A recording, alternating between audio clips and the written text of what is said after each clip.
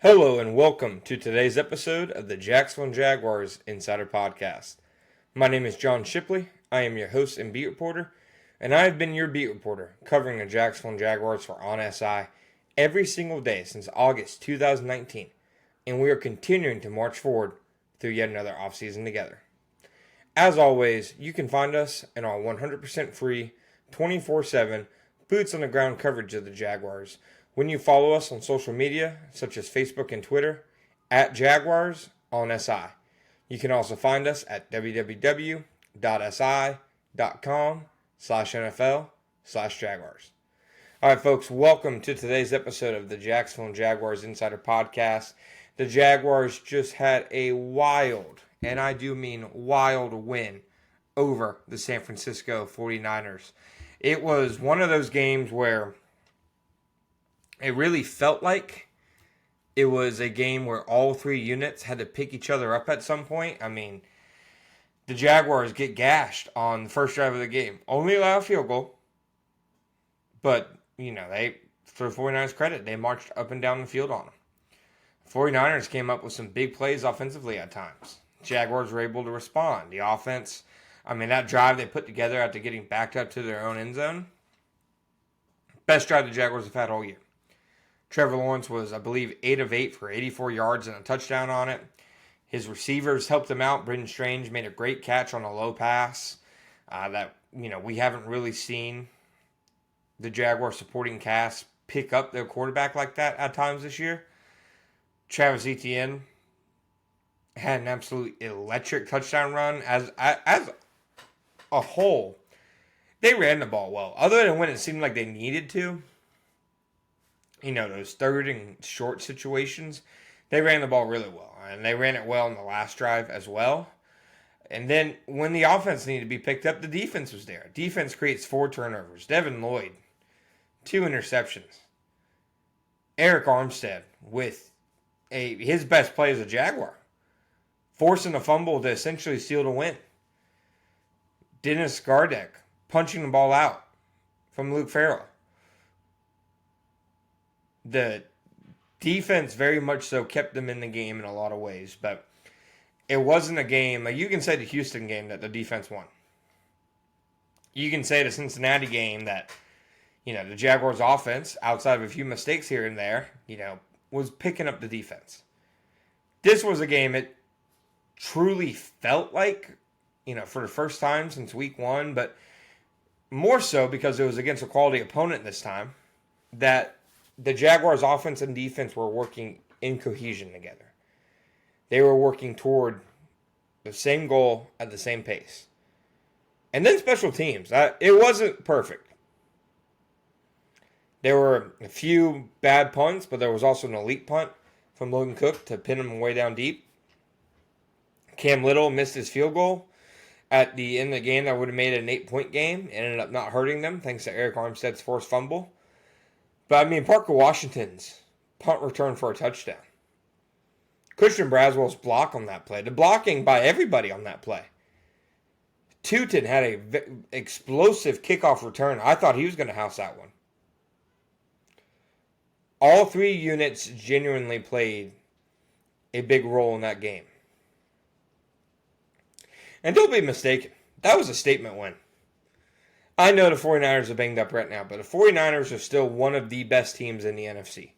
With one of the best head coaches, some truly top-tier players. They have the best linebacker in the game. Christian McCaffrey is still playing really well. And, if you want to talk about injuries, the Jaguars, throughout the game, they lose Trayvon Walker really early on, and you could tell that impacted the Jaguars' defense. Anton Harrison goes down at times. Patrick McCarry goes down.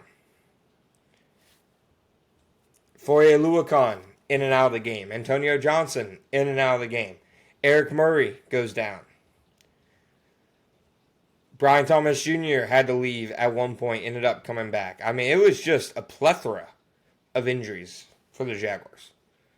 Which is why I don't think the 49ers can or should use injuries as an excuse either. 49ers had injuries and they won the first 3 games. The Jaguars were the better team in that game. Even when the 49ers surged and had some momentum, the Jaguars were the better team. The Jaguars were the team that truly, it felt like, were able to make the big plays when they needed to be made. They were tough. They were resilient. I mean, the adversity they've overcame the last 2 weeks alone is not what old Jaguars teams would have. And I don't think it's appropriate or even sensical to continue to talk about last year's Jaguars or what they would have done because, I mean, an entirely new coaching staff, new front office, new leadership. Basically, half the roster has been overturned at this point. So it's a brand new team. It's a new present. It's a new future. The past really does not matter much. Frankly, the past doesn't matter at all. But anytime there is a new regime, it remains to be seen. How will you respond when you get punched in the mouth? And the Jaguars have taken punches right in the chin the last 2 weeks, got right back up and punched right back and punched harder. And won the fight both times. I mean, 3-1 through 4 games. That's absolutely a stellar start to the Liam Cohen era for the Jaguars. And speaking of Cohen,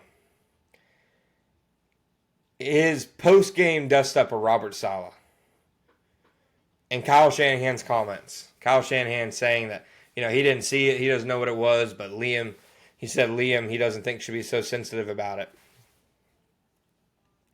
Robert Saleh's defensive coordinator, his top assistant, who has been a head coach, who's been in the NFL for a long time, who's been in a lot of press conferences, went out of his way to create drama and a storyline and bulletin board material for the opposing team days before a game.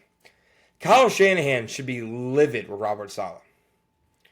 I know, he gave the BS answer of he was actually complimenting them. You don't compliment somebody by saying, oh, they're the best at stealing something. Robert Saleh knew the words he was using. Saying that they were legally stealing is not a compliment. It was clearly a dig at Liam Cohen, at his coaching staff, frankly, the entire Sean McVay tree. And, like I wrote on Friday, Liam Cohen said he didn't want to talk about it. He just wanted to talk about the game. Liam Cohen normally wants to talk about anything and everything. He is the most transparent, open coach that I have covered and that a lot of people more experienced than I have covered. So when Liam Cohen says, no, I'm not going to talk about this right now, it's pretty clear that he's not happy. It was pretty clear that Robert Saleh's compliment was not well received by Liam Cohen. And like I told you guys, we asked some Jaguars players about it on Friday in the locker room. Some players hadn't even seen the comments. Others, said that, they're not worrying about it, not a big deal. But I can guarantee you it was a big deal to Liam Cohen, as he showed after the game. And I can also guarantee you that the Jaguars locker room, frankly, probably love seeing their head coach get that heated, get that fired up. Player after player I've talked to has said that playing for Liam is just different. He talks to them differently than they've been talked to. He treats them differently. He's a different guy. I think you saw that after this win. I think Liam Cohen has done a lot to kind of flip the culture in Jacksonville. And I think, frankly, telling Robert Saleh to shove it post-game was another way for Liam Cohen to take that step. Because Robert Saleh did not compliment them.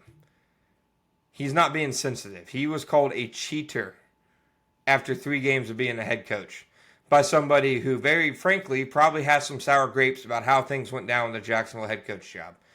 And from the looks of it, the Jaguars made the right choice. Thank you guys for listening to today's episode. As always, we'll be back next time.